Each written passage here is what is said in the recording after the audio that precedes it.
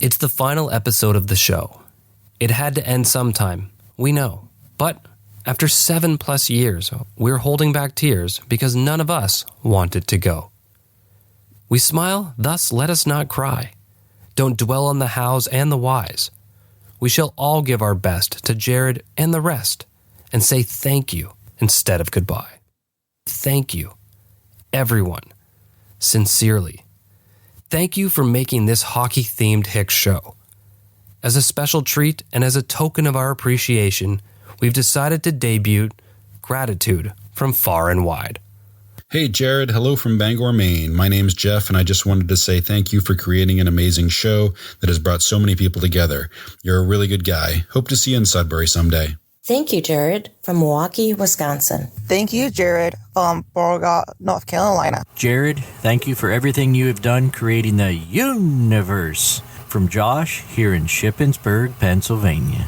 Jared, you beautiful cunt.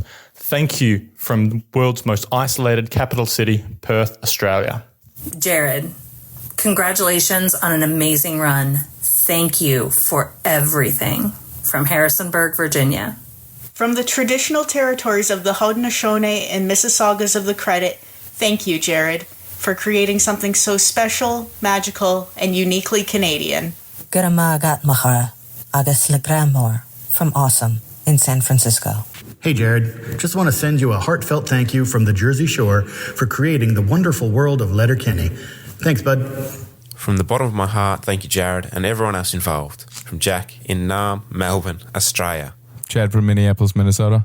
Thank you, Jared. Thank you so much, Jared, from Deltona, Florida. You! Thank you, Jared, from Duluth, Minnesota. You! Jared, this is Tobias from Missouri. I want to thank you for what on my street is called the perfect show, Letterkenny. Thank you so much for all you've done over the last few years. Thanks for everything, Jared. Jay from Edmonton. Hey, Jared, Joey here from Denver, Colorado. Just want to say thank you for pouring your heart and soul into a show that has brought hundreds of us here at the Produce Stand podcast together and created a community that we've all grown to love and be a part of. Appreciate your time and your effort for everything you put into this show. Thanks. Thank you, Jared, from Birmingham, UK. Thanks, Jared. This is from Justin in England for 12 seasons of good times and great stories. Can't wait for the next great thing you do. Thank you, Jared, from YYZ. Hey, Jared, this is Erin from Chicago, USA. Thank you so much for creating Letterkenny and Shoresy and for being the impetus of some of the most incredible experiences of my life. Way to set the tone. I appreciate you, bud. To Jared, Jacob, and the whole Letterkenny gang, thanks from Mississippi. Can't wait to see what's next. Jared, am I pronouncing that right? Jared? It's Ruben like the Sando and Monty the Pug. We just wanted to say thank you from Tampa, Florida. From Washington, Michigan. We appreciate you, Jared. That fresh produce stand there, that's a beauty. What do you listen to? My favorite murder podcast. Taggart and Torrance podcast. The produce stand. Fucking sexy. I'm not crying, you're crying.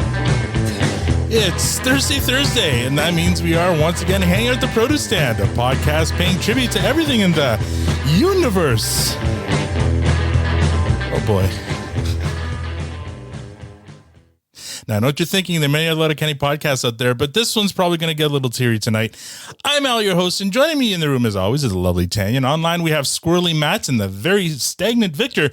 And joining us this week, he's coming off the bench because, unfortunately, Jen was sick and she couldn't make it. So instead, we have the man from Mississippi, our resident limericist, a member of the Takeover team, and a good guy. He's a really good guy. Please join me in making some noise for Trace. Wondrous! Oh my god! Oh my god! Oh my god! Wait! Oh my god! Oh my god! Oh my god! I regret nothing! Welcome back to the Produce Stand, Trace. Big sexy. Thank you. Good to be here. And now I'm being descriptive, but I'm also reading off what your sweatshirt says. You're wearing your big sexy sweatshirt. And on the live stream, we have a full house tonight. We have Awesome, Casey, Cats in the Bag, Chad, Cutler's on here, Aaron, Jeff, Joey, Casey, Liz, Mike, Matt, Tobias, YYZ Gord, and Zach are on the live stream. Like predictably, we have a pretty full house tonight.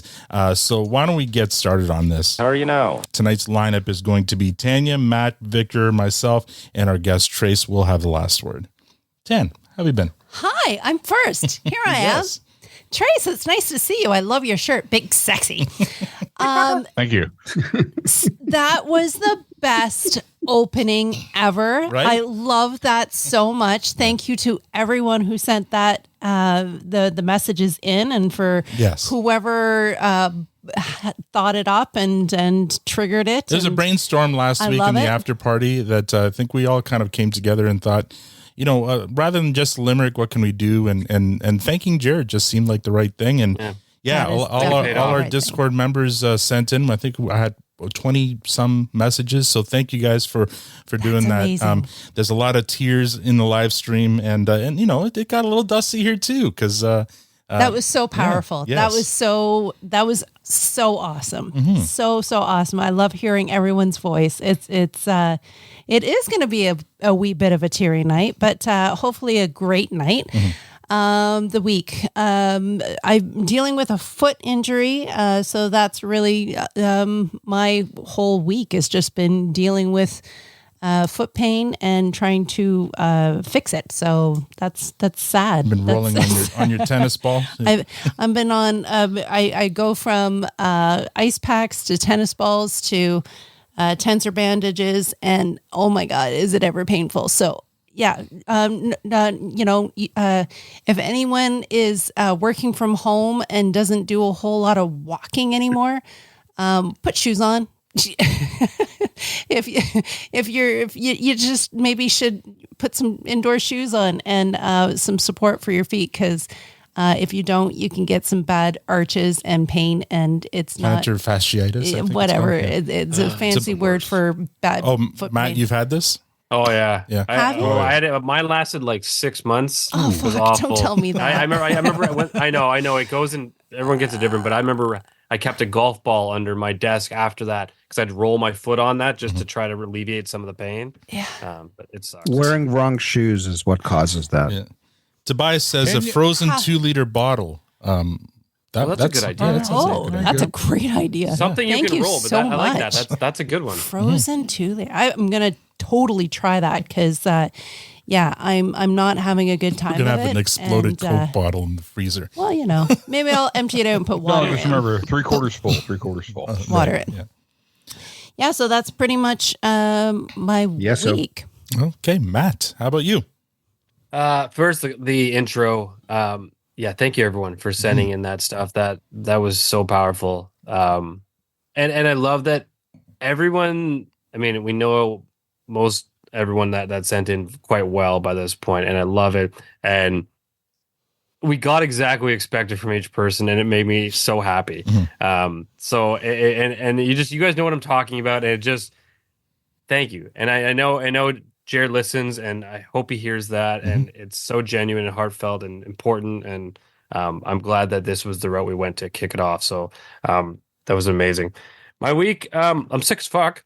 You sound I'm here. sick. I thought Yeah, I'm like, if I'm gonna try to mute myself if I start coughing or if I'm all sniffly. I'm sick as fuck, but I was not missing this one for the world. Well, they call Jen you tried to- squirrely.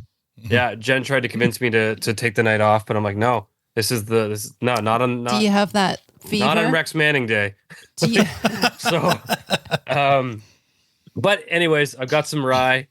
Alcohol kills Germs. poison. I don't know, whatever. My week, aside from that, I've gotten to a couple new shows. So they're not new, but to me, they're new. I finally caught up and watched Gen V, the first season, the spinoff from The Boys. Yeah. Holy fucked up that is. Amazing, but A little fucked up. little fucked up. Even more Don't fucked watch up with your parents. than the boys. Like the boys is pretty fucked yeah, up. Really? yeah, More fucked up than The Boys. They hit some real topics that, and they put them right in the forefront. Very well done. Like, I mean, I love The Boys, and I kind of knew what I was walking into, but I was very surprised by some of the angles and some of the takes. So And when you've seen it, they show it to you again. And in the next episode, just in case you missed it, they start with showing it to you again. yeah. They don't shy away from those things. But anyways, it was a fun watch. Also watch and I will say first, I'm not a big video game person. I'm not familiar with this game very much, other than I'm aware that it was huge forever. I watched Halo on Paramount Plus. So the Halo series, really good. For a video game taken to, I'm not even a sci-fi guy, but really enjoyed it. It turned out it was perfect timing because they just released season 2 today, I think it was. So, that was definitely. How many episodes in a season?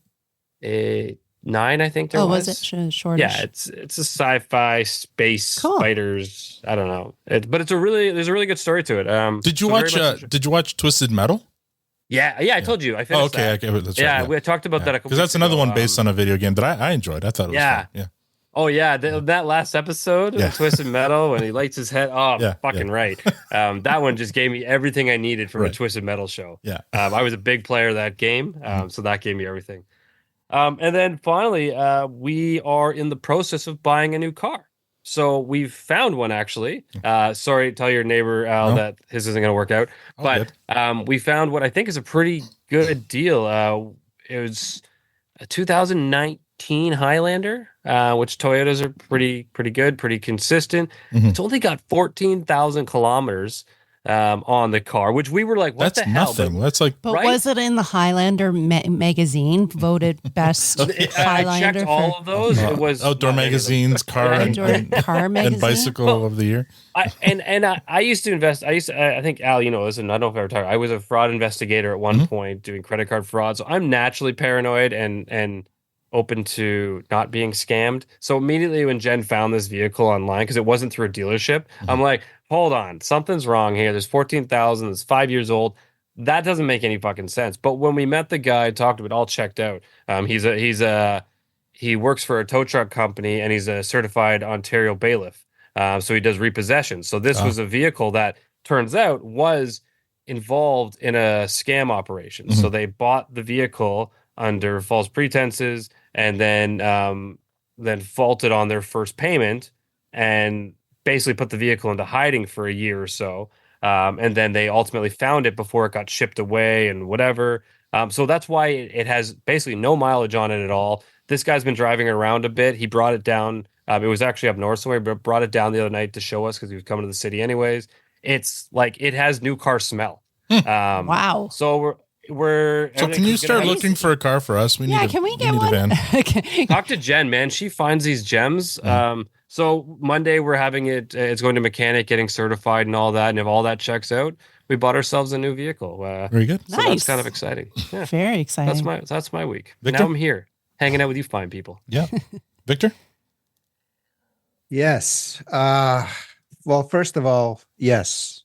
Best cold open ever of all shows and podcasts. I think that was incredible. Erin holds a special spot in my heart.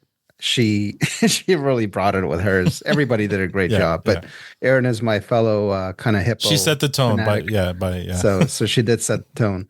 And Erin, sorry, we didn't win. Some lady named Jane somewhere won, but the sweepstakes to go and see Fiona and the family in Cincinnati. Oh. So we're going to have to do it the old school way. Let's see. We had all-star festivities here in the city. That's we right. had the NHL All-Star Game in Toronto this year. Go sports. Did you see Michael Bublé? We saw that's Bublé. The best part of the whole. I didn't see anything else, but I saw Michael Bublé. He was microdosing with some shrooms. So that's a thing that happened. What? If you haven't seen that clip, go check it out. It's one of the funniest fucking news conferences I've ever seen in my life. Yeah. Was he high as a kite or what? Oh yeah, he was feeling that might be a full dose. I'm not sure about microdose. It was like a kit. Like, so if you do the microdosing and you hang out with Bieber at the same time and watch him wear that mushroom of a jacket that he was wearing, it's like it like doubles the effect. So that's something special. And they had Tate McRae, which is apparently a something that's a big thing. She's Canadian apparently, so that's why they had her there. Okay. Is that a Tate and Webb thing? No. Okay. And then who was the fourth celebrity? I can't remember anymore. Oh, it was Batman. Which one? The Lego Batman. Will Arnett. Yes. So the voice. That's right. I thought you were anyway, going to so say. that I thought you were going to say it was Don't Drake's downplay his role. Drake's penis was there because didn't. That was a few days later. Oh, it was a few days later. Okay. Anyway, so that was fun. So I enjoyed that. And we finished probably another incredible show that you guys, I don't even know if you guys know about it, with what's her name? Yeah, I know that show. Oh, that What's one. her name? Brie Larson, Lessons in Chemistry. Oh. So it's an Apple science? show. Mhm. And It is a it's good not- show. Okay, okay. You know what? Leave your nonsense at the doormat and go watch the show. I and didn't you're know if gonna you thank caught me. that. And you're going to thank me later. Believe me, it's an awesome show. Well, Anybody who's not going to watch it is missing out. I like Brie Larson. I mean, she is Captain Marvel, but She's captivating, way better, a million times better than whatever she did with Stupid Marvels. This was a great role, and she was incredible in it. So you didn't like Marvel? And One of them Marvels. yeah, was it better than what she did in Community? Because I thought she was great in Community too. No. a couple other fun Brie. notes. No, she was in Community as a love interest, just for a few episodes. Oh, okay, yeah. There's a villain in the show played by what's his name, who played Dwight in The Office. So he did a Rainn great Wilson. job. Rainn Wilson. And the comic book guy from The Big Bang Theory, the guy who owned the store. Oh yeah, the sickly looking guy. Yeah. Yeah, he's also in it, and he's really good. It's such a great show. Please watch it. Okay. You're gonna thank me for it. All right, my week. This Monday, we were supposed to have Emily Jade on the podcast. Unfortunately, something came up and Ellen. Did I say Emily? Sorry, I meant Ellen. Ellen Jade on the podcast. Didn't show up. Yeah, exactly. Shut up. Forgive me, Ellen. Would be the first time he's missed names. I've missed names. I mean, didn't I call directly to their face? Yeah, I called actually. Allie Olivia. Anyway, so I'm just bad with names. She was very apologetic. Something came up. She couldn't make it, but we will reschedule that one there. So no worries there. But this coming Monday, we will have Camila Cowell on, who is Bonnie McMurray.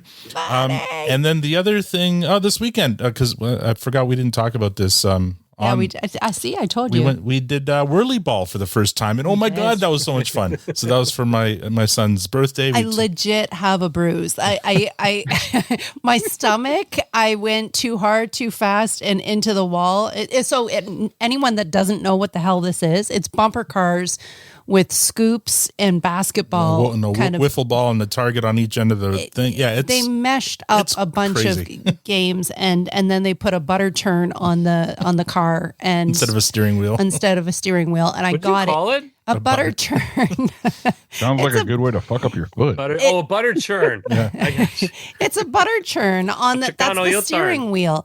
Anyways, I had it facing me, and I went into the wall, and I was bent forward to get the scoop, and the next thing I know, I got the bloody butter churn into my stomach, into my diaphragm, and I have a yellow ring bruise on my stomach. It's my turn. Anyway, sir. Yeah, it's your turn. Anyway, it was a lot of fun, and I want to do it again. Much fun. I want to join a Whirly Ball league now. Oh, we are totally opening one near us. That is definitely what's happening. Yeah, so that was our week, and we're still in the first season of Game of Thrones, but really enjoying that. Again, I forgot what a quality show that was. Like, it's so good. Which one? Game of Thrones. Oh yeah. Like, brace yourself, Tanya. We want to watch multiple episodes a night, but they're so long. So Trace, so good though. Thank you for joining us tonight and for filling in last minute. Like I said, Jen was sick and she felt really bad because she really wanted to be here. So hopefully we'll make it up to her in a future episode. But we got you off the bench. Thank you, bud, for joining us. Thank you, sir. Did you decide what you're going to talk about? Yeah. First of all, excellent intro. I mean, for something that was, just stemmed basically from last after party and me lamenting the fact that my well was pretty much dry. And Al goes, "Oh, I got an idea." And I was like, "Great. I don't have to write anything." And I did write a Limerick, and then Liz cleaned it up like she does. And it turned out beautifully. And Al, that last minute addendum to, "Hey, say where you're from." Yeah. That really hit like, it was powerful. Man, it shows the reach of it all. I agree. Yeah. I'm happy we all did that because I wanted Jared to hear, what kind of I mean, I'm sure he knows, but still, it's nice to hear it from people. Mm-hmm. Yeah.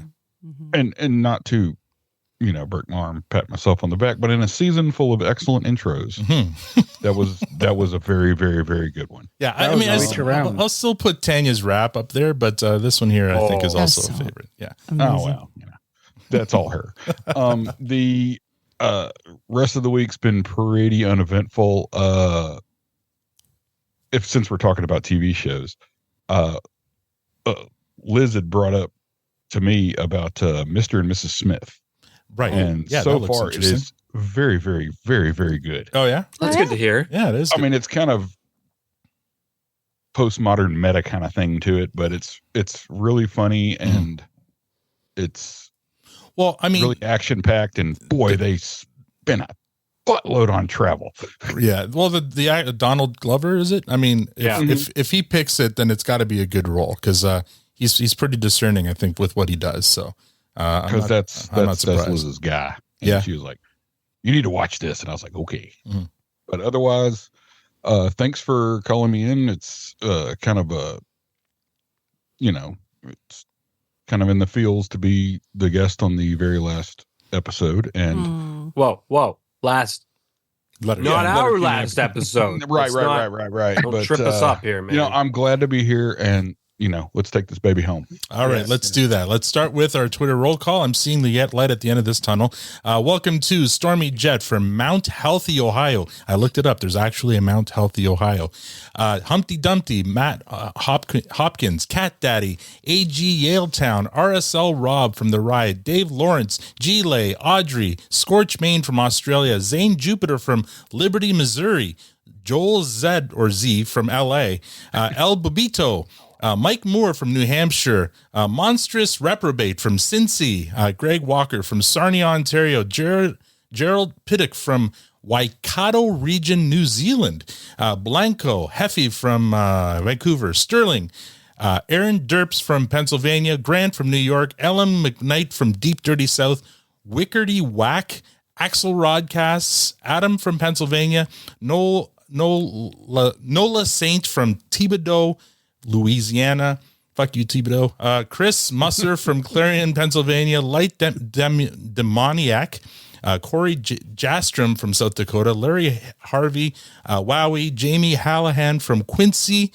And that is in Massachusetts. Which Cutler is on the live stream, so he just heard his name there, or his voice anyway.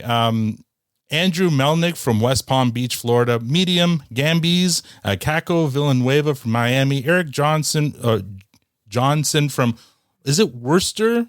Massachusetts. Or is it Worcester? Whatever. Jabman. Worcester. Is it Worcester? Worcester. Jabman, David Levine from New Jersey, OG White Shadow, Jessica Hawthorne, Lance, Dave Thompson from Exmouth, Devon, UK, 530 Commander Bates from California, Goddess Ember, Psychic Kumquat, Portland Pat from Oregon, and John Grady and Marilyn Kristen. Thank you all for following and hopefully for listening. You can't previously on Letterkenny. What's that? You can't hear kumquat without laughing. No, it's a very funny, yeah. I'm sorry. Just gotta make sure that's out there, right, Dan? It's true. Last week, we recapped and reviewed episode 5 of Letterkenny season 12, Stuck. That episode received a fresh rating from everyone except for Victor. Oh no, that was the wrong one. I wanted to do this one here. You nailed that one, bud. I know I did. Buttons aren't toys. According to our scientific It's Twitter labeled. poll, You should I know, better. right? One job. According to our scientific Twitter poll, 69% noise gave it a fresh, 28.6% gave it a clearance, and 2.4% gave it a compost. This week we recap and review Letterkenny's series finale, Over and Out. Tanya, have you done your homework? It is. Matt, have you done your homework? Multiple. Victor, have you done your homework? Is it? I've done my homework. And Trace, have you done your homework? Just barely. All right, here we go. So, well, don't bore us. Get to the chorus. We open with the Hicks on the farmhouse back porch talking about the Stork report being dropped out of the Letterkenny banner. Derry thinks this is a good thing. Wayne is confused. What does Derry have against the Stork report? It's inappropriate to have a quarter-page column on page 2 of the banner always announcing which nutsacks had kids. It's no more than an eighth of a page. That's splitting hairs. And it's always just often on page 2. I'd have it right up front if I could. Fucking A. Why do you used to like the stork report so much? It's fun to read. I get to go, oh, they had the kids. No, it's fun to read because I get to go, oh, they had a kid. Derry thinks it should be all business on page 2. He opens the banner to see important current events like police briefs or a calf auction or Comanchero's show and shine, or Squirrely Dan adds Letterkenny Legionnaires scores, and Wayne adds the banner blitz with Dan McNee. Now, production note, Comanchero is a car club in Listowel in Jared's hometown, and every year they do a show and shine event with more than 200 vehicles that fill Listowel Memorial Park, and the proceeds go to the North Perth Community Hospice. So that is an actual event. And the other production note, Dan McNee, who he also mentions, is an actual newspaper reporter from Listowel again, and a buddy of Jared Kiso. So there you go. That's awesome. Back to the stork chatter. Derry doesn't like the name. First, no stork has carried a baby anywhere. This point gets Wayne's attention. Secondly, storks aren't native to the area. Squirrely Dan suggests they call it the Blue Heron Report, but Derry maintains neither of those birds can carry babies anywhere. Stop being cute. Just give them the news. There's a long pause. Wayne's staring off into the distance pensively. He thinks what Derry just said is absurd. Derry challenges Wayne. Who's going to teach the stork how to carry a baby? Wayne says it's pretty obvious, and Squirrely Dan agrees. A falconer could teach a stork how to carry a baby. Derry's confused. What's a falconer? Wayne replies, one who practices falconry, of course. As Squirrely Dan explains that falconing is the acts of calling over a bird, which it isn't. The production note there, falconry is defined as the hunting of wild animals in their natural state and habitat by means of trained bird of prey. I don't think penguins are considered birds of prey, but what do I know? Because Derry asks, can a penguin be can you do falconry with penguins? And they said yes. Back to the stork talk. Squirrely Dan asks Wayne if he's maybe confusing storks with pelicans. Derry's still stuck on the falconry. What if it's a turkey? Wayne says turkeys get falconed all the time. There's probably someone out there falconing one right now. I thought they were going to get into an ostrich, but I guess they didn't. No, they didn't get. Derry pauses. Say you need 24 storks to get a baby airborne. Squirrely Dan questions whether you could get 24 birds cooperating towards a common goal today in this social political climate. He adds that you'd need science on your side, and the conversation takes a very familiar turn. Peregrine falcon, or peregrine, fastest traveler of any bird of prey. Top speed of about 240 mile an hour. Works out to about 390 kilometers per hour, gives or takes. Wow, that's fast. Fastest hunters on planet Earth. It's okay, Derry, okay. Falconer is falconing a peregrine. Only elite falconers fucks with peregrines. The falconer puts his arm out, okay? Means it's time for the bird to come over. Now that cocksucker is darting around thousands of feet in the air currently. I'm thinking about 3,500 feet. Exactly what I was thinking, about 3,500. Now he's got all sort of gopher, groundhog, and mouses below. He could bomb down on at any time, 240 mile an hour. Eats what he wants, when he wants. But despite all that choice below, Derry, world's his oysters. Limited options for snacks. Shooting fish in the barrels. The peregrine sees the falconer's arm out. Here's, and rather than pillaging the land, his land, the world's fastest hunter says, I'm going to go land on that nutsack's arm instead. For what? A peanut. Have to at least piece of cashews. Oh, he'd have all sort of nut. Wow. Falconer's powerful. Falconer could get the peregrine to pull his dick out of his sweetie mid-slide. You don't think I could get a stork to carry a baby? He's got you there, Derry's. Cut to Wayne in his own with puppies, admitting that, not that it changes anything, but he was confusing storks with pelicans, and cue the opening theme. All right, that's the cold open. Tan, what did you think of that cold open? Awesome. So opening is the back porch. And as soon as I saw that shot and the camera and where we were opening into, just got so nostalgic and so happy that, there's Squirrely Dan and Wayne and Derry, and Derry's with the boys and they're together where they should be on the back porch, and that angle that we so have talked about over and over again. And we actually took a picture of ourselves in that angle. We did. It would just felt right. And them talking nonsense, reminds me of the conversations when they had talked about opening ball sacks and on skateboards and ants and sea-doos, nonsense. The falconry stuff. Oh, for fuck's sake. Falk off there, big sexy.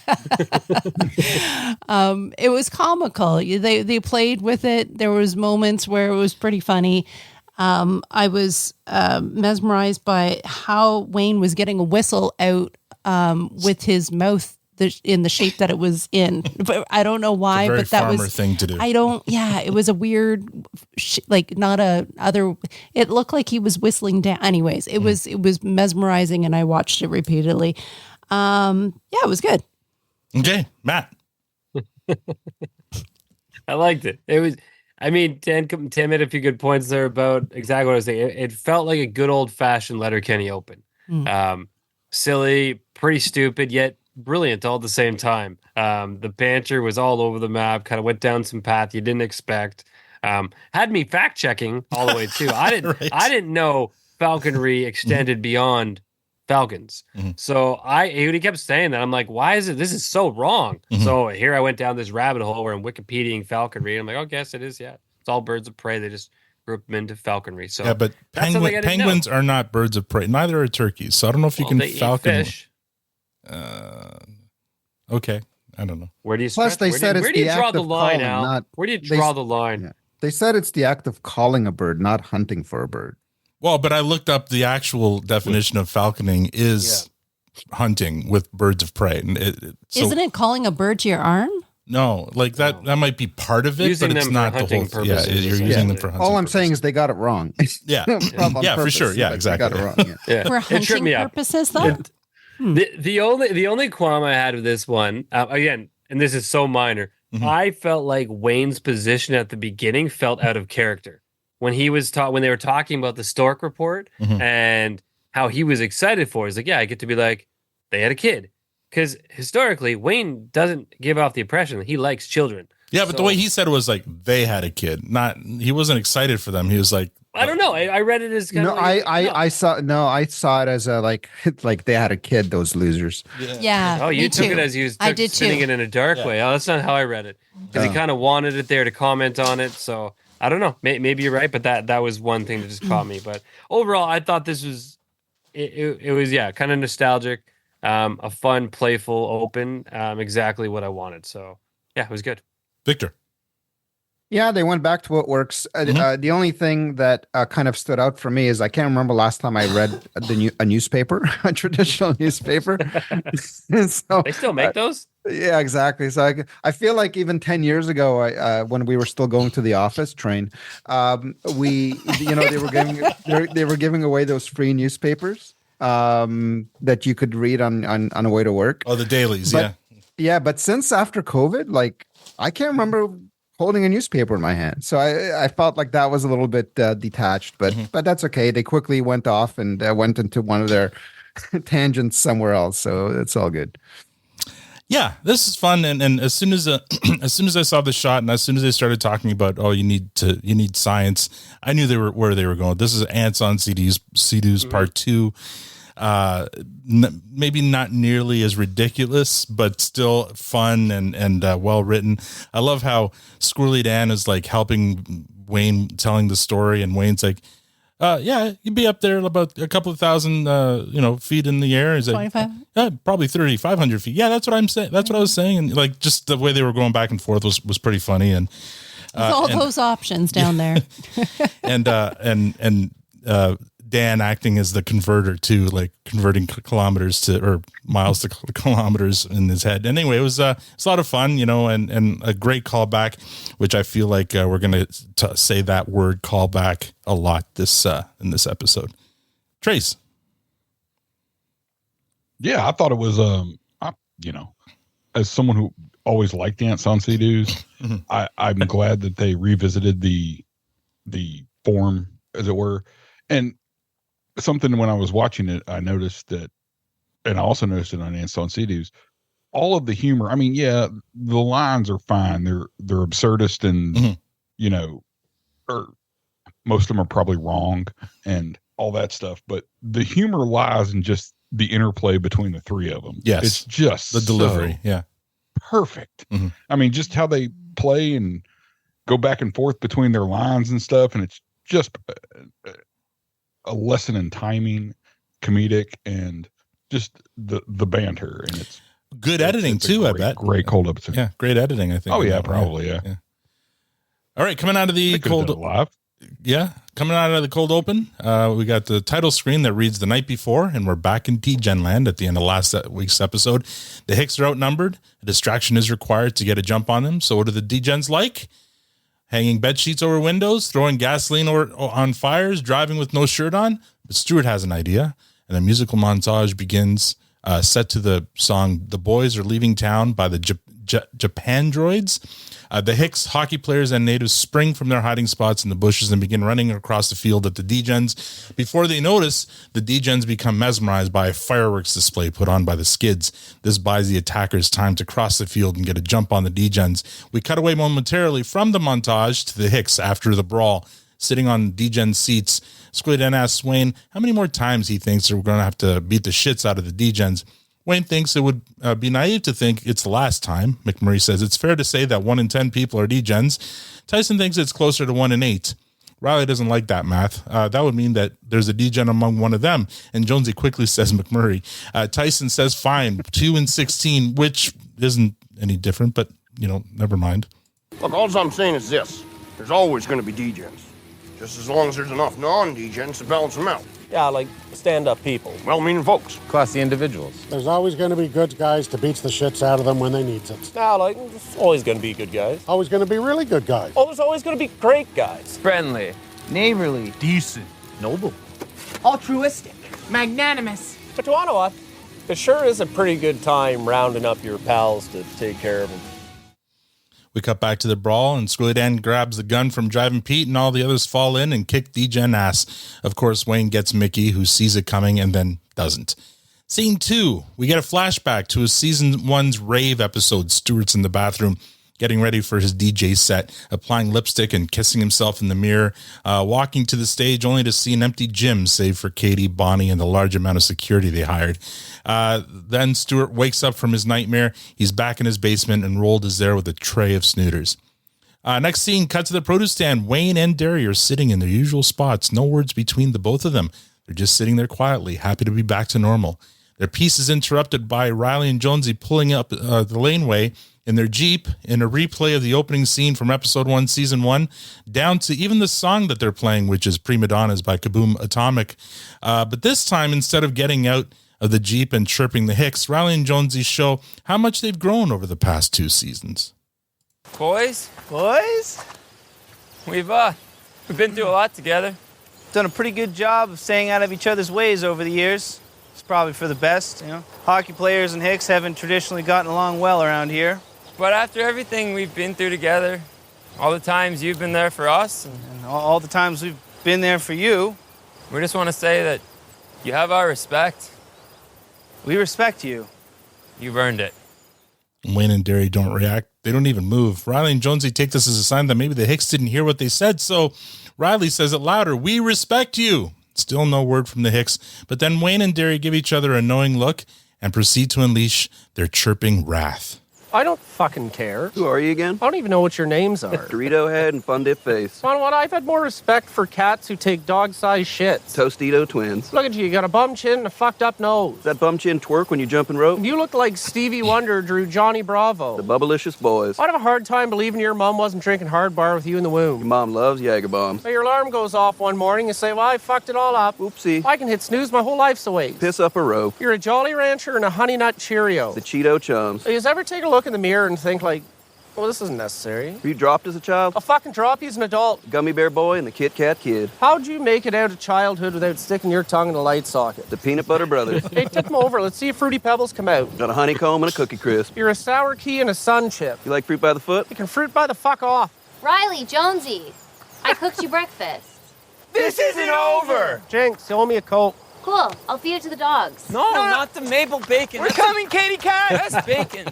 Riley and Jonesy follow Katie into the farmhouse kitchen, leaving the Hicks alone again. They both get up, walk towards each other, give low bones, and return to their seats. Now, normally I don't stop in between here, but I feel like this scene here we should stop because, again, it's another throwback scene to episode 1 OG Letterkenny. So let's talk about this scene. Tanya, what do you think? Just the scene, or Yeah, like just the scene. leading up to it? Or whatever. Yeah. The scene leading up to this scene. Okay. So we would have to take it back then to the Djan land. And, sure. And that if you want, opening. Yeah. Okay. Changing the rules already. I know, right? Well, where No, you do you, boo. Okay. Pitter patter. I can zero in on this section too. I was going to say, so the Djan land, everyone's there. It seemed like they were short though. There seemed like there was like, it was light in the men that were storming. Usually they have Derry, and Derry wasn't there, right? Sometimes they usually have Joint Boy, and Joint Boy is not in the season. So yeah, they were a little light on Hicks, but I don't know. I thought they were still well represented. I like that they included Axe and Slash in there, and obviously Riley and Jonesy. So it would have been nice to see.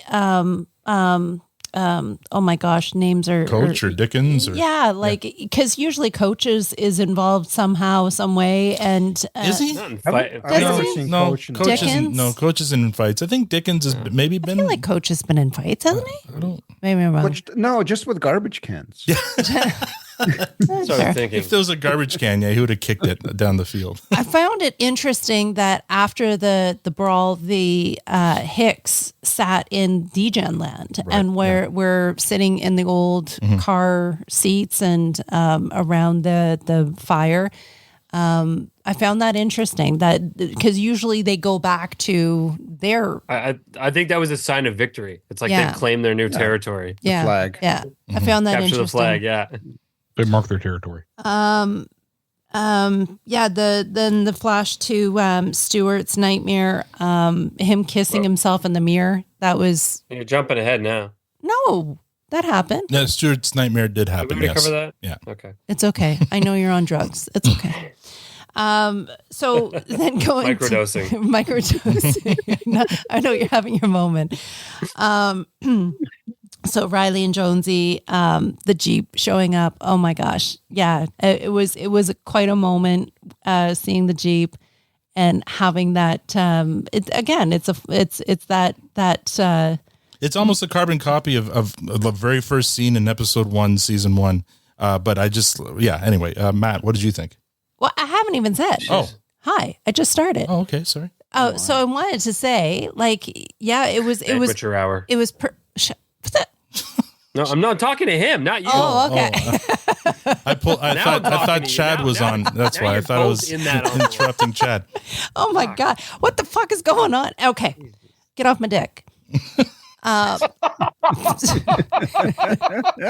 This is going really well, guys. It is. This is a great one. So having Riley and Jonesy telling the Hicks and having their respect, I thought it was a really great moment and a very sincere moment and a very a moment where it was their chance to say thank you. Mm-hmm. And this whole episode is like a love letter, which we'll get into, I'm sure.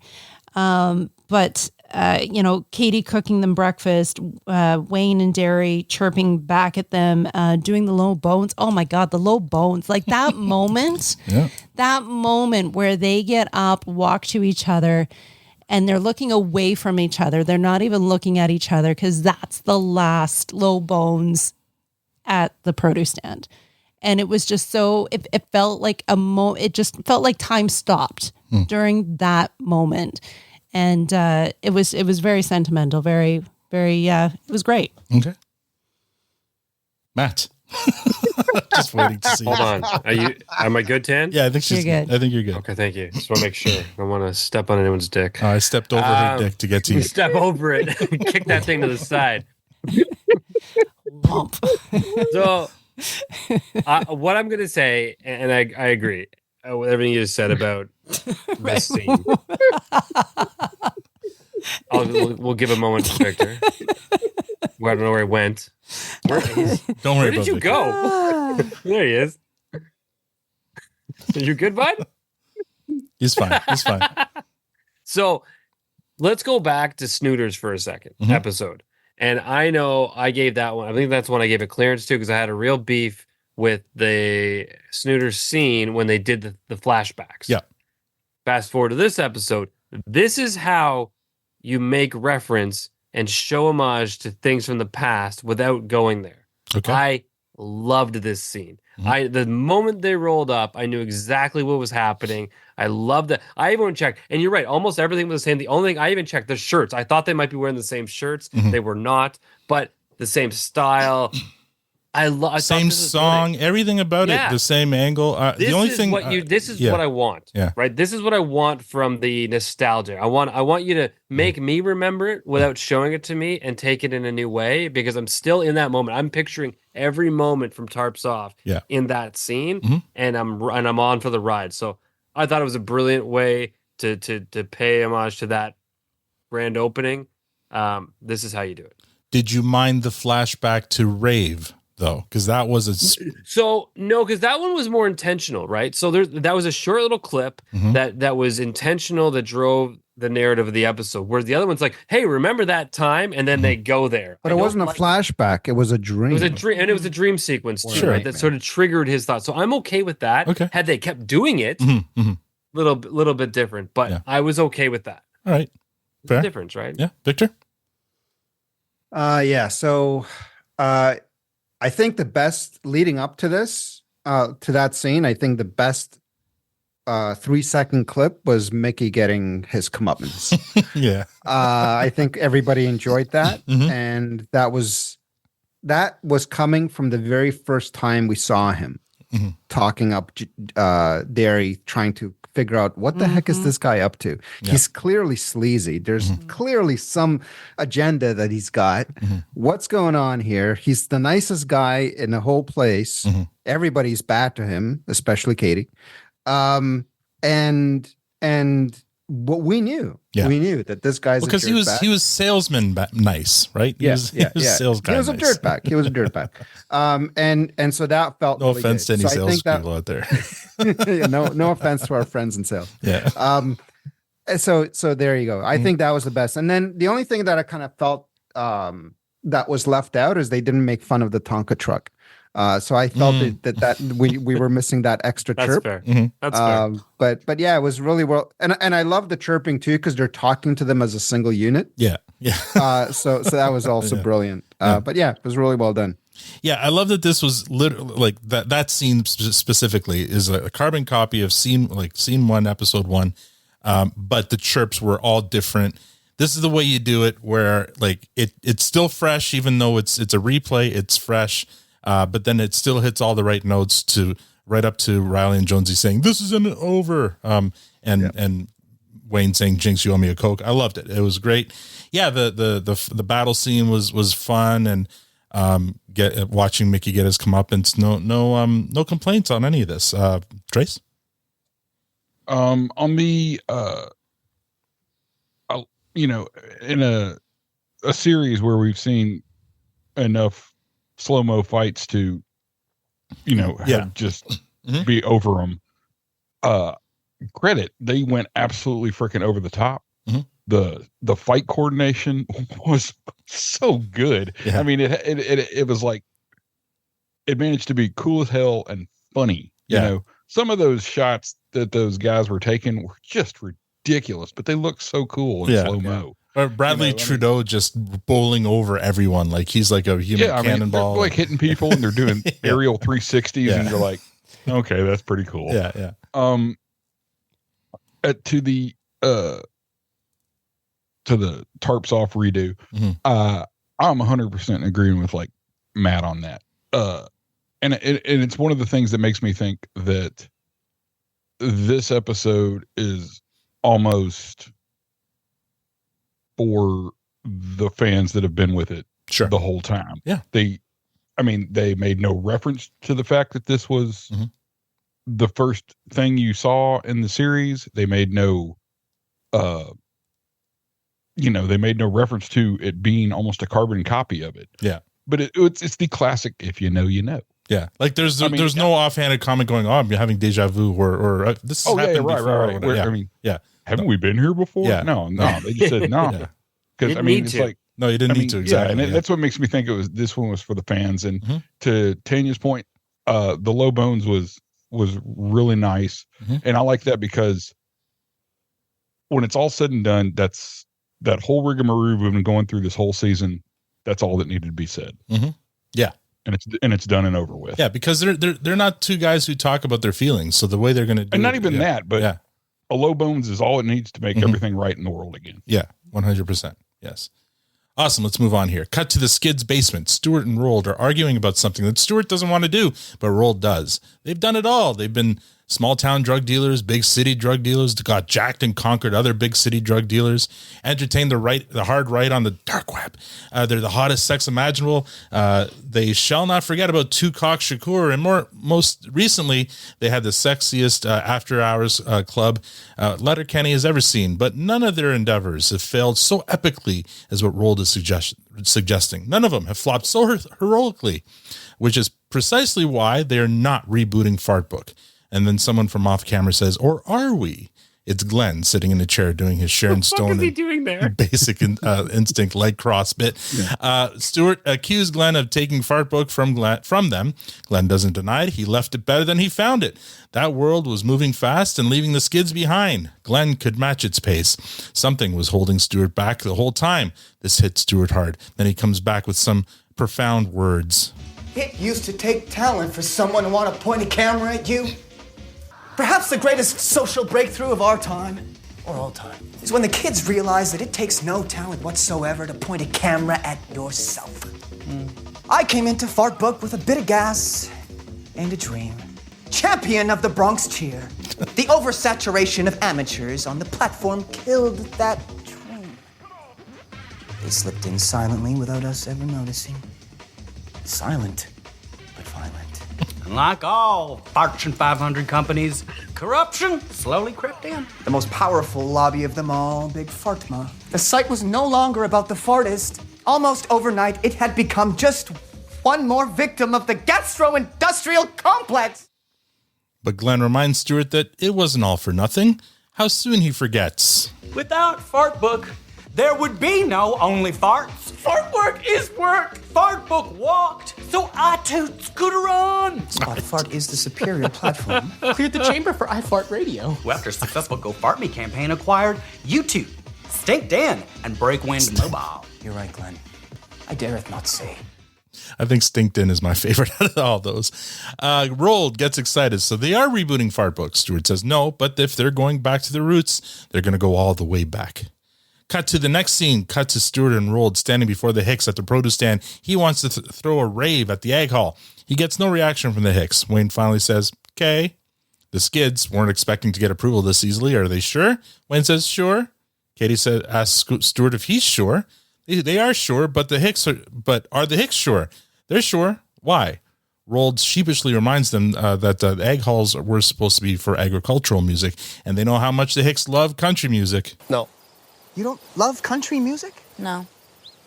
Not even a bit? Not one bit. Not one drill bit. Not one bell pepper. Yeah, let's see. Well, maybe one bell pepper. Yeah, maybe one drill bit. Sure, one bit. You're sure? We're sure. Well, I think we like it a wee bit. I'll dabble, do you? Everything in moderation. Small doses are fine. So, we can have a rave at the Ag Hall? I just don't suppose it makes a ton of sense to limit a choice venue like the Ag Hall to a genre of music we only like one bell pepper. The Skids celebrate their win. The next order of business is the guest list. In the spirit of family. Take about 20% off of there, bud. In the spirit of friendship. More. Fellowship. More. Camaraderie. More. In the spirit of community. We, The Skids. would like to cordially invite you, The Hicks. to our rave at the Ag Hall. No, thank you. Back in their basement lair, the Skids are dejected. What's the point of having a rave at the Ag Hall if no one comes again? Alley Cat and Bianca Donk are there. The Skids ask for their help. The girls can't believe they had sex with Stuart. They tell the Skids to go figure it out. If they won't come for rave music, figure out what kind of music they will come for. Then cue the no doubt risk-inspired music jag. Post-emo core step? No. Folktronic glitchabilly? No. X-tempo freak beat? No. CanCon K-pop? No. Blue-eyed countrypolitan? No. Old school new metal? No. Hamburger Brit hop? No. Nicaraguan neo oldies? No. Lo-fi Billboard prog? No. Magical speed trap? No. Tin Pan two-step? No. Surf trans strip tweed? No. Baltimore acid baroque? No. Big room, big band, big beat? No.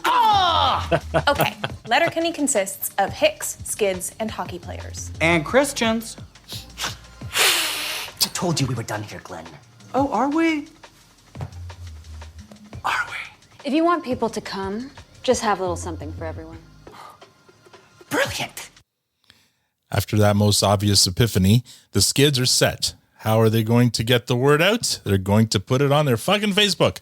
Next scene, cue the musical montage of the Skids papering Letterkenny with flyers for the rave, set to the song Mouth Guards of the Apocalypse by Broken Social Scene. They go from the convenience store to Modine's to Riley and Jonesy's Jeep, making them cry, to the produce stand. Then we cut back to the Ag Hall where they're setting up for the rave. Their staff are all hot women dressed as sexy hockey referees. They set up a produce stand display with help from Lily and her photography of the farm and of Letterkenny. They set up a hockey locker room and the bar to look like the boards in the hockey arena. They dress Darren up as a hockey player and Connor as a hick. They bring out a giant moving sculpture of a Canada goose and decorate the rest of the hall with hay and barley bales. Then we cut to Stuart in the bathroom getting ready for the rave just as he did before. The Skids walk out to the stage all pumped up for the party. They get to the stage and the music stops with a record scratch. The hall is once again empty. The Skids begin to sob pathetically as it seems to be happening again. They're mid-wail when they hear a knock at the window. It's Wayne yelling at them that the door of the Ag Hall is locked. He asks one of them to let him in. Stuart says, yes, of course, and with a pitter-patter from Wayne, the party starts. Everyone is dancing. Katie with Riley and Jonesy, Derry with Bonnie, Squirrely Dan with Tanis, Glenn with Dax and Ron, Alexander with Gail, Axe with Alley Cat, the McMurrays, Slash with Shania, Coach with Marianne and Betty Ann, Ron with Bianca Donk, Tyson and Nick. Wayne is standing at the produce stand display admiring the photography of Letterkenny. Then we cut to between songs, and Stuart gives an impassioned speech to everyone in attendance. Thank you, everyone. Sincerely. Thank you for coming to our hockey-themed Hick Rave. Blessed by the Lord.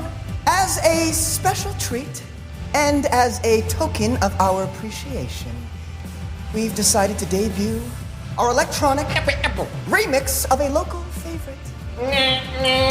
Pitter patter. Dickskin. Dickens is my last name. Ladies and gentlemen, are you ready? Ready. For Sun Darts Reimagined.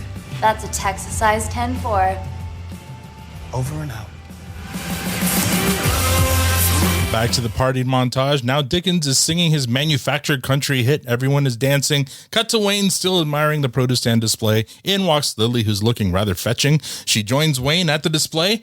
We cut to outside the Ag Hall looking into the party then with some very dramatic, nostalgic music, we get final shots of the murder barn, Modine's bar, the tractor shed, the convenience store, the back porch of the farmhouse, the inside of the church with a nice added touch of the candles blowing out, a different angle of the red barn outside the hockey arena, the Skids basement, and finally the produce stand at dusk. And we fade to black one final time as the words "For Gus" flash up on screen, leading into the credits, set to the remix of Sun Darts. And that is the end of Letterkenny. Really? I was waiting for the magical chime to come on. That's a flashback. Was it all a dream? It was all a dream. Oh man, can you imagine? I used to read Word Up magazine. All right. We start with Tanya. What did you think of this? Initial thoughts. This is fucking. I don't think they really liked the sound choice on live stream. Anyway, Tanya, what do you think? Sorry. It was a creative decision. You went with it. Own it. It was a choice. It was a choice. It was a choice. You miss 100% of the shots you take. You took a swing on that one, Al. You miss 100% of the shots you don't take, I think was what Rylan Jonesy said. No, I think Victor said it right. No, he said it right, but Rylan Jonesy said it wrong.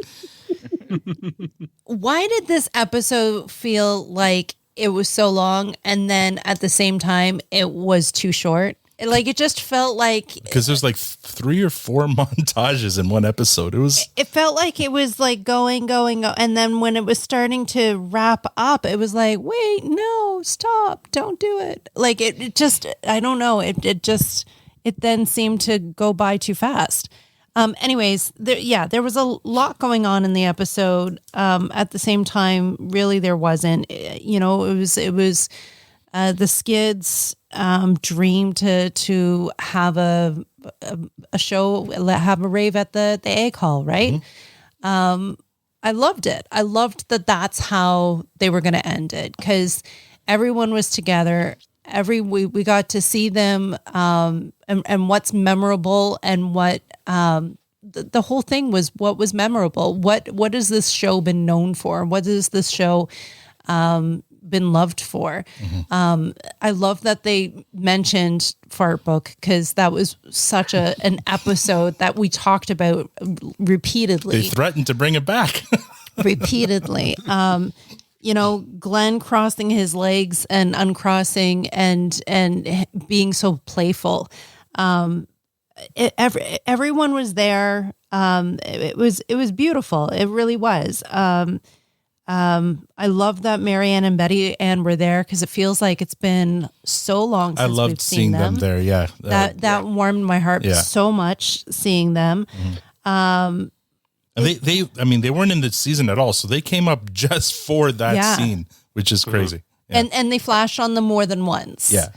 I love that when they were getting the egg hall ready for the party, and what, like the having a produce stand there, having the bay hails the Canada Goose, the Canada Goose. I love that that the Skids were trying to dress as the Hicks, and Riley and Jonesy, and like everybody was trying to, you know, support one another. Mm-hmm. And it was.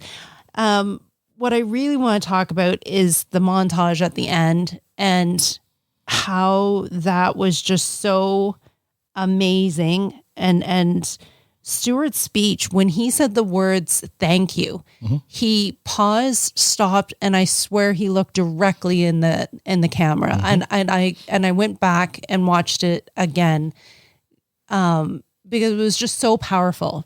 Like that pause and that look directly into the camera and directly at me, like at each of us.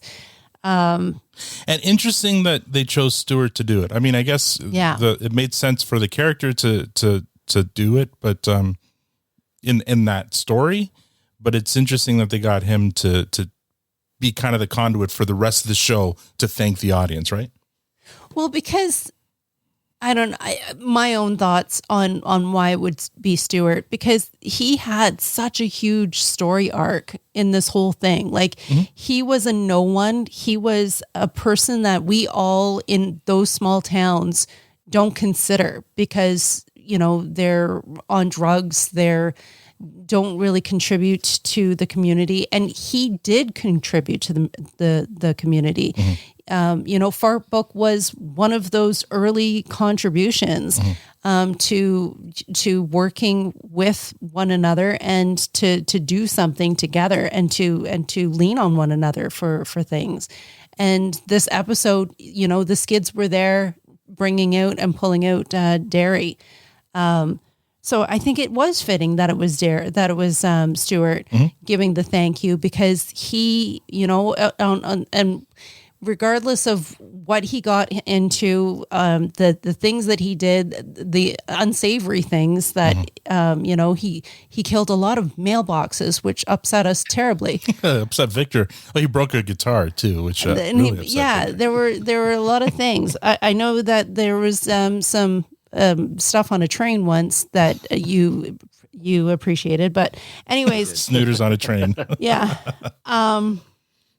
I found it interesting that Katie, that the last words, because again, everything was very everything slowed down, and you really honed in on who was saying what and what was happening. And Katie saying the Texas size 10-4.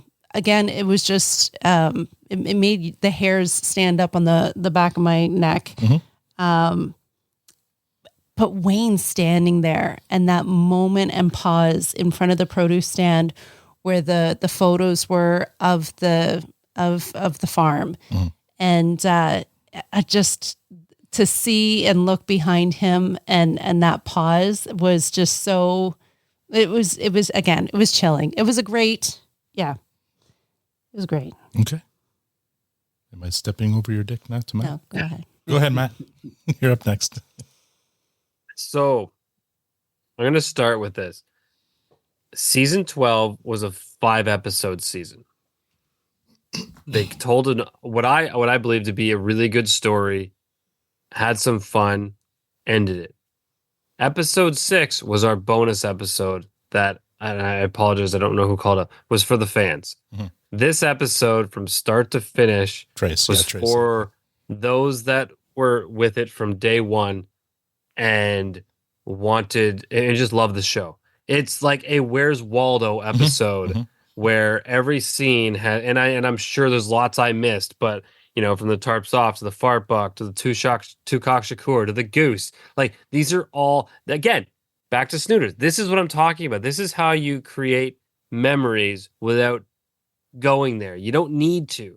Those that love shows this much, you just have to make subtle hints towards it, and all those memories come flooding back, and you just take them in, and you live them in your own way. And I love that they did that in this episode. They gave us lots to work with, and they didn't need to create a story for this.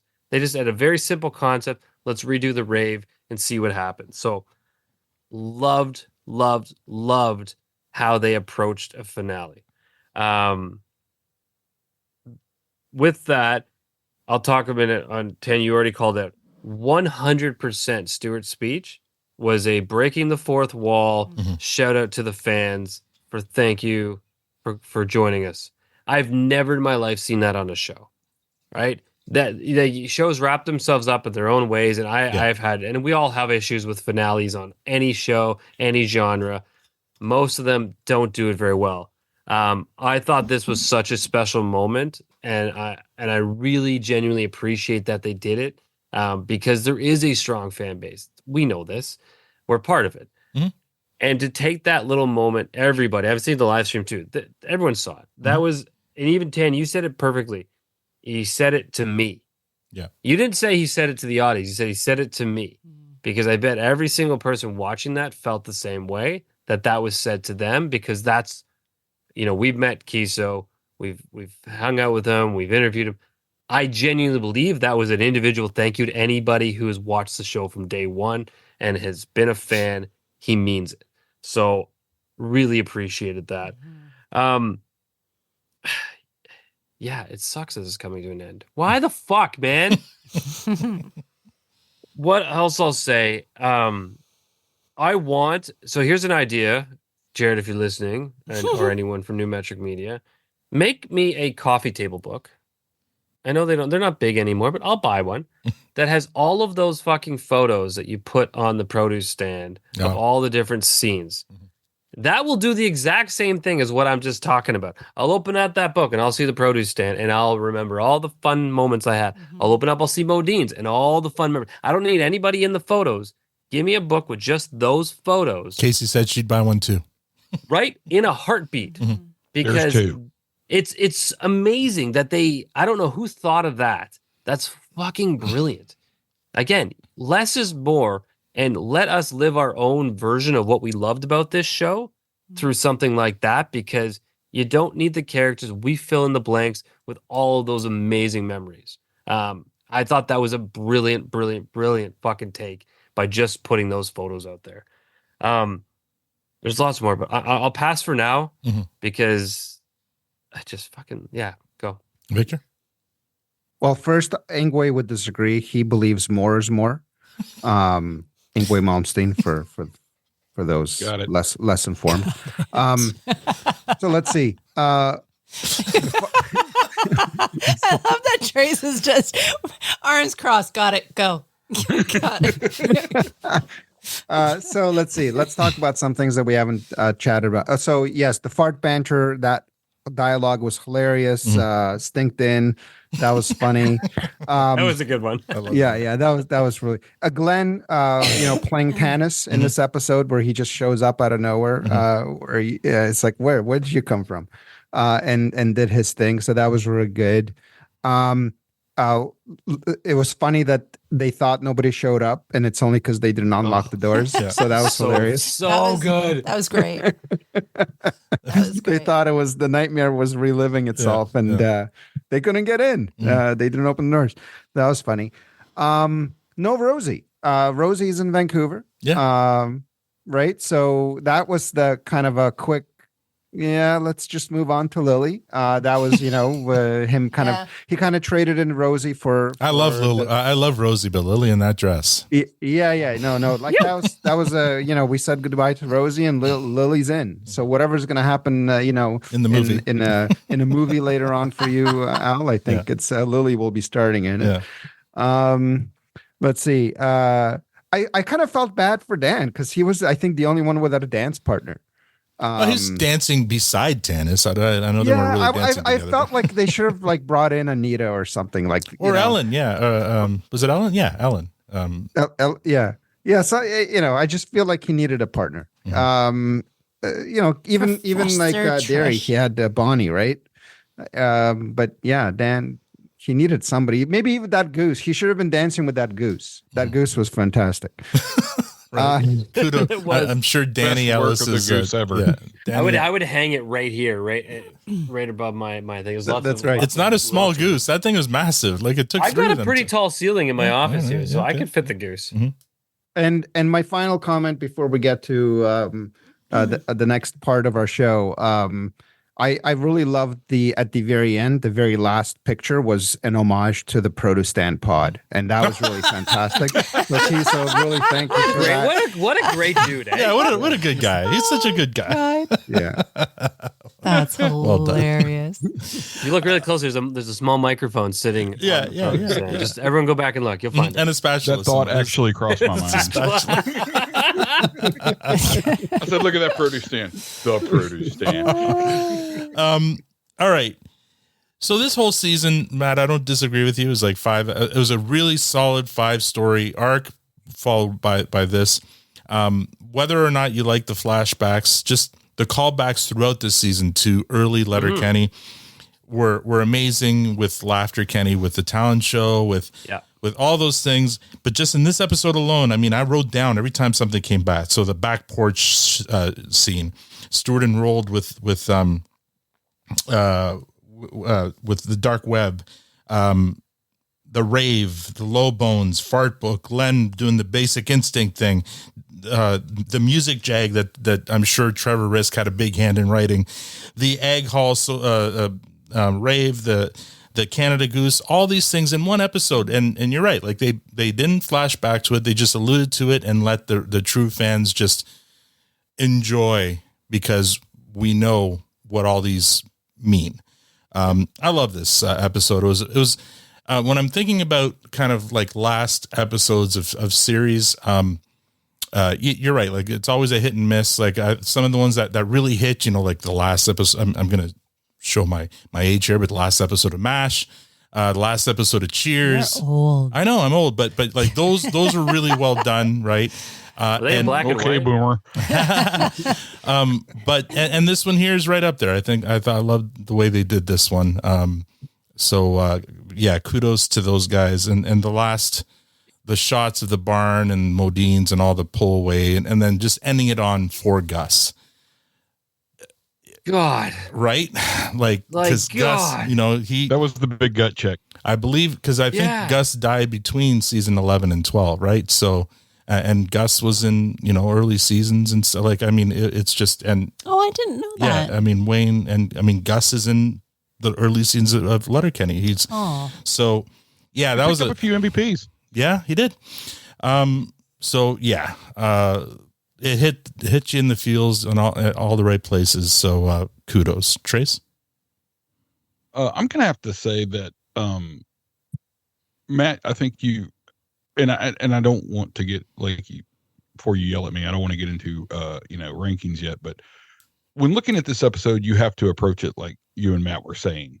It's a 5-episode season, and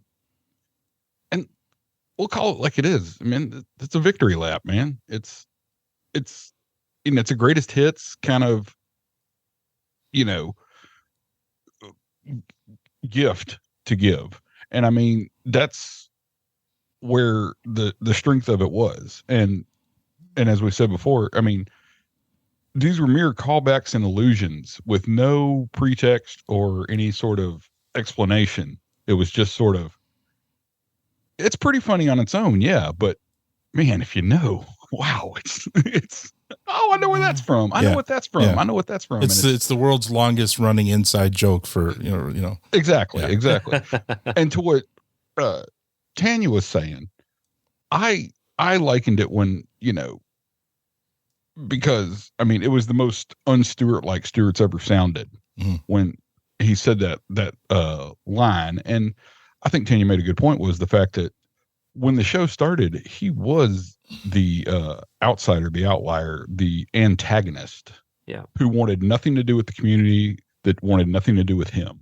And, over the course, his character arc probably has the most distance traveled. And in the end, he is a viable member of the community to the point where he is the final voice for the community.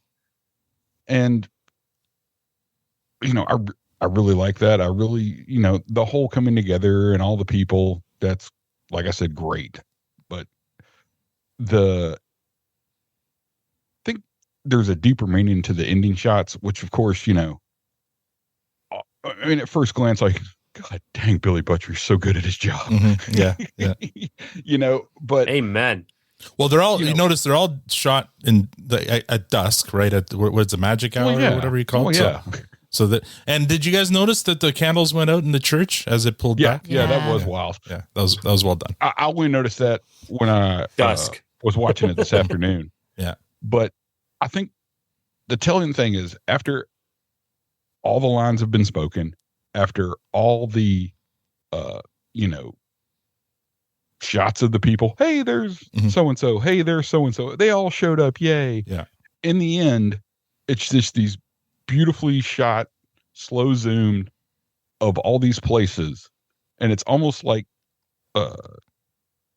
Jared is saying, this was the star of the show. When it all comes down to it, this place, the town, is what this show was about. And I mean, and that's what he wants to leave you on. When we say goodbye to this show, the last thing you want to say goodbye to is this place where it all happened. Right. And I think that's the part that, got, I said goodbye to the Hicks. I said goodbye to all them, but the finality of it was when you were saying goodbye to the places. Yeah. The barn, all that stuff. Because Letterkenny in itself became a character and ultimately a star of the show, was the town that this all happened in. Yeah. And for Gus, you can't mention a dog without me shedding a few tears. Yeah, it's he knows how to pull on the heartstrings. All right, let's move on to ratings. Tan, are you taking a deep breath? Yeah. What do you give this episode? This is the last. I'm gonna do the violent. This is the last rating on Letterkenny. Well, we still got the season recap, but the last episode rating. Yeah. It was beautiful. It was a love letter. It was a thank you. It hit all the right notes on all the right parts, and absolutely couldn't ask for better. It's a unicorn. Well, hold on. You can't just unilaterally. I'm going to just unicorn it. I'm just This isn't unilaterally. America's Got Talent. There's no golden buzzer here. Golden buzzer. I'm going to just smack it. It's a unicorn. I'm going to give my just cue the fucking. Oh my god. Cue the fucking. Oh my god. Oh my god. Oh my god. Well played, Al. Oh my god. I regret nothing. Tanya with Can the we all golden give it a buzzer. unicorn now? Is that how this is going to work? Holy fuck. God, I hope it turns out to be. I know, right? Yeah, we'll see. It's going to be really awkward. Peer pressure. It's gonna be, yeah. Matt, what do you give this episode? Holy hell, 10. That was so good. And I love that, Al, you played right into that. It was great. I mean, what do you say about this? Okay, if anyone out there is listening and you are a show creator or you are doing anything of that nature, this is how you finale. Okay? They knew their audience, they knew what was going on, and they delivered. And I've been reading there. I don't often, awesome, I love you. I don't often read Reddit, but I was on Reddit and sorry, perusing a lot of the commentary, and there's a lot of ups and downs on this final season and how it all ended. I don't know what you guys are watching, because this, to me, yeah, you said it was a beautiful ending. I loved everything about this. They quickly wrapped up the last episode, which is, I loved it, but what followed, it made it immediately forgettable. Even though it was great, immediately forgettable, that opening with the D-Gens. I always forget they're even there, because what followed was just a love letter, an homage. They did all the right things to make you wrap up a show in the best possible way. And Trace, you hit it dead on the nail. The ending scene and the music from Broken Social Scene. So if you don't know Broken Social Scene, I think even Awesome called it. I think it's actually Jared's favorite band, if that's correct. Yeah. But she said very, very unique band out of Toronto. It's basically a collective of musicians. At any given time, there could be anywhere from like 6 to like 20 of them out there. They're all doing their own independent projects, but they come together and bring their collective music in a community and make phenomenal sound. I love that he chose that for the ending. It was a very powerful song. I think it aligns, with his own interest, but with the interest of the show and what they're setting forward. So I thought that was great. And that ending montage, Trace, I 100% agree. It's a celebration of the town, of the scenes, the sets, the places that we remember. You can't help but being choked up. Mm-hmm. You called it. It was set at dusk. Very intentional. It was beautiful. I wanted to keep seeing more, but I know that they couldn't, and there wasn't a reason to. It is by far the easiest fresh I've ever given an episode of this show. I'm not going to lie. I was certainly tears in my eyes when that Fergus showed up at the end. Good on you, man. You put the things that you prioritize in your life and the things that you love front and center, no matter what. And this finale showed that. Victor. Tanya, thanks for bringing us back to our first episode where you were still trying to figure out the rules. So for you, I put up our version of a unicorn behind me. A raccoon? As a placeholder. See what happens. But I'll just keep it short. It's obviously a fresh, a fantastic finale to the series. This was for the fans. They gave the fans what they were hoping to get, and they hit a home run. So just fantastic. Really, there's no blemishes. It's a great episode, beginning to end, and easy fresh. Wow! It only took Jared Kiso 12 seasons to get a flawless episode from Victor. There you go. All right. I mean, I'm not gonna prolong this. It's obviously a fresh. So let's do that one more time. Oh my god. Wait.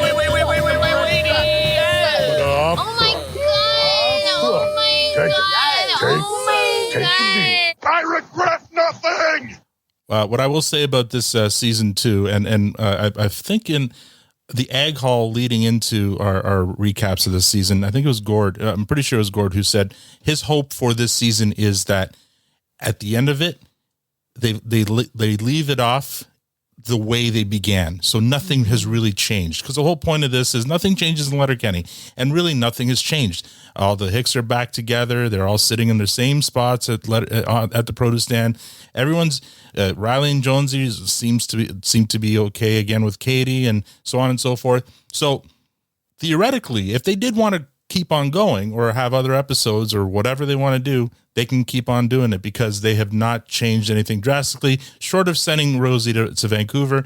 Everything else is the same. Rosie wasn't there at the start, so it's fine. Yeah, everything else is the same, and they can continue doing this for as long as they want in specials and movies or whatever they want to do, animated. They can, because they have not messed anything up. So I think Gord got his wish. I think Awesome also was hoping for the same thing. Don't send people away. I think, they were playing with our emotions early in this, because they had to, or else it would have been a very boring season. So they had to, try to make us think, oh, is Katie actually going to leave, or is Dan actually going to become a Mennonite? But of course, in the end, I was hoping for some dicks this season. Yeah. Yeah, I agree. I really miss the dick. But anyway, Sorry. I think the way it ended was perfect, and I can't agree with more, with you guys more. This was a fresh. Trace? Man, this thing's so fresh. It's still on the vine, dude. It's this was just. It's good. Was it the best episode? I don't know. Was it a perfect episode? I don't know. But I mean, it was a perfect finale. It was a perfect finale. Yes. Yeah. I'm with Matt. This is how you end this is how you end a series. I mean, you don't act like it's just some other episode. You don't act like, you reinvent the wheel for the last episode. You just make it a celebration, and that's what it was. And it was fresh, and it was awesome, and it was sad. Okay. Let's move on to, I don't know how we're going to be able to do this, but so for MVP, let's do MVP of this episode. And if possible, can you give an MVP of the series? So let's start with you, Tan. Who is the MVP of this episode? That's a ridiculous Okay, we're doing that question. today. We don't have to. Okay, maybe we can save that for the season recap then. So let's just do MVP for this episode. We need to do a series recap.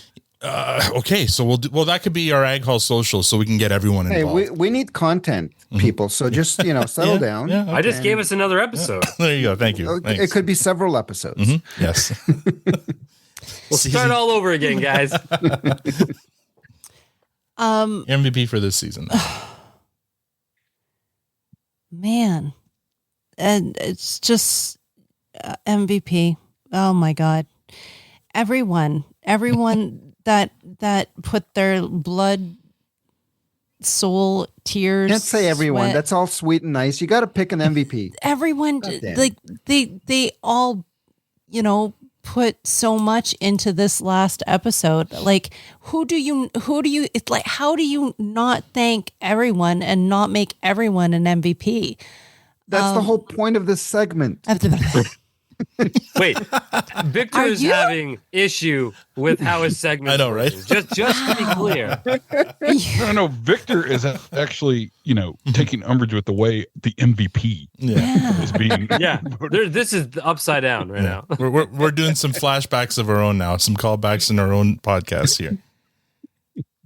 I honestly, I don't know who to, how do you pick a person? Like it's for Gus, it's for Wayne, it's for Stuart at the end. That thank you. It's for the new girl that took all the photos, Lily, for the photos that were at the end. It's for the goose. It's for the friggin' don't steal Victor's MVP. It's for the goose. Like, there's so much that it is. He's laughing because it's true. That made this episode important. It's a runner-up. And Sundart's the remix is your winner. Isn't it? There is just so much. I don't know how you choose from all of that love. Go. This is part of the homework, just FYI, that you said you did. Okay, it is Kiso. All right, Kiso. All right, not even Wayne, but just Jared Kiso. I thought it was going to be for a second on the episode recap on Discord. I was going to say Tanya. I'm not sure. Matt, who do you give your MVP to? So I agree, Tan. It's hard, but I will say the one that really got me in the feels was that ending moment. And the man behind that is Billy Buttrey and his team, bringing those scenic shots of the various locations to life. Those nice, beautiful pulls in the night dusk air. I don't know. I'm mumbling right now, but those got me. They were gorgeous shots, like best of the series across Letterkenny or Shoresy. Those shots were just phenomenally lit, phenomenally shot, and cut into that moment so well. It's Buttrey and his team, hands down for this one. Okay, Victor. All right, so I'm gonna bring it back and actually give an MVP to a character in the show. Go for it.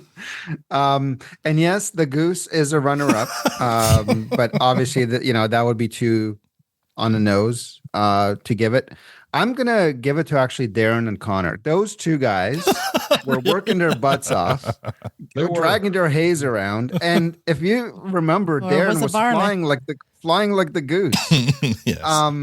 So they were very physical, and they were very important to the backdrop of everything that was leading up to the big rave or the big party. So I'm gonna give it to those two doofuses. Okay. Before I give mine, I do. There was something I wanted to talk about because it was brought up in last week's episode. The use of Coach this season, and there was a bit of some people, and we can probably guess who, Cassie. took umbrage as to how Coach was used this season, or maybe not used is probably a better, because he really wasn't used very much. Like he had that one very drunk scene at the bar with the cold open with Alexander. In this episode, he's passed out at the bar when the skids are passing. So basically, I think he had two scenes the entire, unless I'm forgetting something, the entire season, and then he's dancing at the end there, with no kind of explanation why he's blackout drunk. So I'm wondering if the next spinoff isn't a Coach spinoff, and this is setting up some kind of story there. And just because we've interviewed Mark Forward and we've heard from Jared himself how close they are, they've spent lots of time together. Those drives between tour stops, maybe they're conceptualizing a show. The dots are connecting. He's on an extended tour right now, and he's on an extended tour. So I don't know. Connect the dots there. The brand, the ghost of Barb. You never know. So anyway. Where's Barb? Nice. So I'm putting that out there. Because. Yeah, otherwise it's very disappointing how they used Coach in this season. They basically there was no reason for him to be there. So that's exciting. Yeah, that is really exciting. And so my MVP is going to go to Stuart, just because you guys are all right. He had the farthest to go in character development through this whole season, 12 seasons, and then he had the most poignant scene in this episode. So I'm going to give it to Stuart. Trace? I'm going to piggyback on what I was saying earlier. I think ultimately, when it's all said and done, the MVP's got to be the town of Letterkenny. Okay. I mean, it's where it happened. And when the more I realized that as I watched across the full episodes, the people are just part of the town. I mean, it's just another aspect of the town. I don't mean to say they're set pieces or locations or anything. Yeah. But ultimately, it's Letterkenny, and in the end, we started in Letterkenny and we never left. Right, and that's where we are, and that's where we're staying. Apparently, yeah, I love it. And the grass is Wayne said it's never been greener. So it might be greener, but it ain't his. Yeah, you're right. All right, cool. Thank you guys. I just have one listener comment that came in, I think yesterday on Twitter, which I loved. Here this person says, these folks at the Produce Stand Pod are just killing me. Love listening to them attack Letterkenny episodes like a band of surly Gene Siskel's, listing their grievances with the Criterion Collection's most revered films. Hilarious, honest, and funny to hear fun to hear their opinions on various Letterkenny tropes evolve as they make their way through the series, and everything grows on them. Hashtag tough crowd, hashtag Ferda, hashtag podcast. And that's from a new listener, Grant Miller. Thank you, Grant, for that. I love that. I loved reading that. So yes, we all kind of started, surly at the beginning, but Letterkenny won most of us over, just not Victor, until the very end here. Well, that's why he made Shorzy, because he wanted to win Victor over. Exactly. Let's see. That's why. So thank you, Victor, for Shorzy. All that's left now are final comments for this episode. Then we can go into the after party and drink our sadness. Tan, you're first. I think the only way to end this is how we started it, and that's by saying thank you. Thank you to Jared for writing this. For 12 seasons, for putting all of your heart and hard work into this. Thank you to all the actors, all the stage, everyone that put so much into this. It's been a crazy journey. Thank you to Alan. You're the one that had the thought to doing this podcast. Well, it's not over, but okay. I know this isn't over, and this ain't over. We're not going anywhere. Jinx, But you owe me a Coke. this started with an idea that you had, and to watch a show that I thought was completely and utterly absurd. And sometimes it truly was, and other times it was absolutely spot on and perfect. It's a show that I've grown to love, and it's meant so much and saved. It saved me during a pretty dark time, which we all kind of went through our own struggles during the pandemic. And I think it's just a huge thank you to everyone that has had something to do with it. And to this episode was amazing at thanking us, and I think it needs to be sent right back to them. Agreed. Matt? Yeah, I don't know how to follow that. I echo basically everything you just said. This has been, 3 years now, Al? When did we start this? Yeah, it'll be 4 soon, I think. Yeah, 4 Holy in shit. July. Yeah. I mean, someone called it out. I'm sorry, I'm mixing up who said it, but someone said last week that my youngest was basically just born when we kicked off, and now he's 4. So that's crazy. It's been a wild ride, and the thank yous really hit home. I know they're obviously to Jared and the crew because they so deserve it, but some of the comments that were made in those hit just as true for all of us, right? We're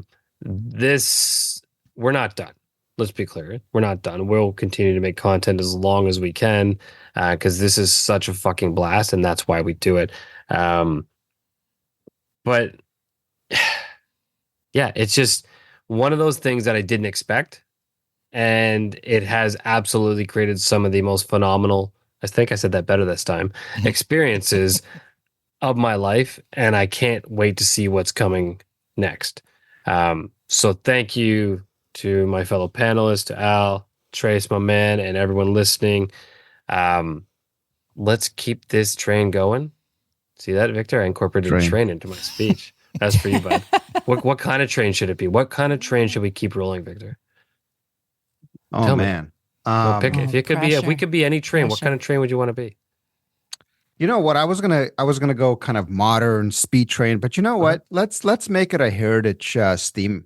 Heritage steam train. Yeah, Let's- just let's take it nice and easy through the Okay. country and I like enjoy it. the views, and let's let it keep rolling forever. All right, here you go, guys. So we're gonna keep this heritage steam train rolling through the country as long as we can. Thank you, Victor. Oh man. Well, let me start with our crybaby over there, Trace. You know, the first time I didn't get called out as the crybaby. well, he showed you up today. I see that. You know, you and Liz are kind of an extension of our podcast. You know, we start the show with your beautiful work, and so you know, shout out to you for that. On today's episode, is just another example of the kind of guy that you are. You know, you had the commentary after all of us. You still had something to say, something meaningful, something passionate, something of depth, and really appreciate that. Let's see. So it's quite remarkable. Like for me, the show's it's okay. It's an amuse bouche to Shoresy for me. I know you guys love Letterkenny, the show. It's I could take it, leave it. It's fine. For me, it's the community that it's created. You know, we've created lifelong friendships. Like the four of us, we were kind of friendly, but now we're going to be friends for life. And it's because of this, because of what Jared has created. I think you're going to be Al's boss, old boss. What? I think. No, wait, what? Don't listen to him. Don't listen to him. I saw him the other day. He's like, I do this thing with my old boss. I'm sorry. Yeah. Exactly. What he said. Yeah, no, it's true. He wrote it on the paper. Yeah, I'll yes. So anyway, I mean, it's just the community is just so special. Everyone's so special. I can't wait till the next thing that we think of to kind of see each other in person. It's just so neat. What has become. It started during the darkest time for everybody. Yeah. We came together. We it's the sum of all parts, right? It's like it was Al's kind of idea to get this started. It was Matt that gave him the bug a few years prior to say, hey, what about this show Letterkenny? Yeah. The fact that we kind of together started this whole podcasting nonsense at our as a job, and then it led to Al becoming a full-time podfather. Yeah. It takes all of us, and who knows, without Tanya, I mean, the whole thing would have been a train wreck. Al would have gotten some sort of a complex, and we wouldn't be nearly as likable without Tanya. Well, that's true. Yeah, no, she definitely brought the balance to the force. Yes, fuck you, Chad. And I don't know. It's just so cool because for me, it's so much more than the show. I love it. Love you guys. All right. Before I say what I have to say, I do want to do a shout out to Jeff, who he did. So we've given Trace and Liz kudos for all the exceptional writing this season and every season, and they deserve every word. But last there was a cold open done written by Trolley and by Cassie. But for this episode here, Jeff reached out and said, "Hey, I wrote a limerick." And so we used his limerick, but then we also used Trace and Liz already had one written as well. So we put them together. But Jeff's the first half of today's limerick was written by Jeff. So thank you. Good job, Jeff. He did a great job, and it all went perfectly. And thank you all who sent your messages in. By the way, it worked out so well that we were talking about this in the pre-show. I think moving forward, we're going to use because people were sending me their recordings via Instagram, because you can send audio files on Instagram in DMs. We can do like a call-in portion where if you want to say something about a previous episode, if you have a beef or if you love the way the episode went, send us a sound file of saying so. Don't make it too long, but we will play it on our episode and we'll have fun with it. So it become like the call-in portion for our show. So I think we're going to do that from now on. You do actual call-ins, Al. Egg-hauled call-ins. Yeah, so I think it might be fun. We can try it out and see how it goes. Obviously, content, baby. It's all about the content. It's all about the content, but keep them short, please. Don't go like on marathons. Thank you guys. Thank you, Trace, for filling in last minute. Thank you. Thank you, Jared, for creating an amazing show. Thank you all on the live stream, everyone on Discord, everyone who's listening right now. Thank you so much for listening. You guys have made this podcast more than we ever imagined. Like I had an inkling of what I thought it might be or what I wanted it to be, but it's been more than I can imagine. Like everyone's already said, it's taken us on some adventures that we never would have ever in a million years would have thought possible. And who knows what we went to Sudbury more than once. Yeah, 3 times. Well, you guys have been there 3 times, haven't you? Right. Twice for us. I mean, who knows what's next for us, but we're going to keep on doing this. We still have Shoresy to celebrate, and we still have an amazing community on Discord. I feel like knock on wood, this isn't going to happen, but even if the universe stopped now, the community would go on. Oh, yeah. So that's not in doubt for either. So thank you all for joining us tonight. I'm going to play us off here with a song from today's episode. The aptly named. Oh, sorry. No, I'm not. I'm going to ask Trace for his final words. Thank you, Tanya. Oh, me. I nailed it, Al. Yeah, I just want to say thank you, Tanya, for pointing out that I completely skipped over Trace. Jared and company, I just want to say thank you for this amazing show that's been the catalyst for so many things. And I want to go out on a limb here and speak for all the DGens, and I want to thank every single one of you who have made this podcast, who has opened up this world to everything. And in the middle of COVID, I had COVID, and I started watching Letterkenny, and I went looking for a podcast, and I found a family. So I want to thank y'all, especially on this. And I'm so glad this isn't the end, because that would suck. But my thanks and gratitude goes to you, Al, Tanya, Matt, and Victor, who have made a part of this world that we all get to play in, and it's amazing. So thank you. Thanks, bud. All right, I'm going to play us off here with a song aptly named "The Boys Are Leaving Town" by Japandroids. Japandroids. So here we go.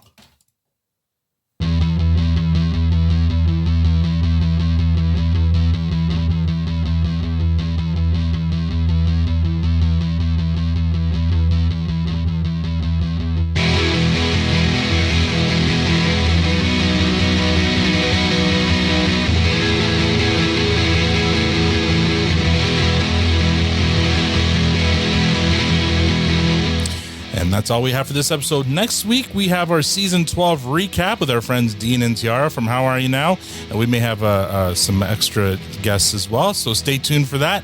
If you'd like to support the podcast, please tell a friend. Also, follow us on most social media outlets at Protestant Pod. Thank you for joining us. Now we're going to head over to the after party and pour a drink out for the end of Letterkenny. On behalf of Trace, Tanya, Matt, Victor, and myself, thank you for listening, and have a great week.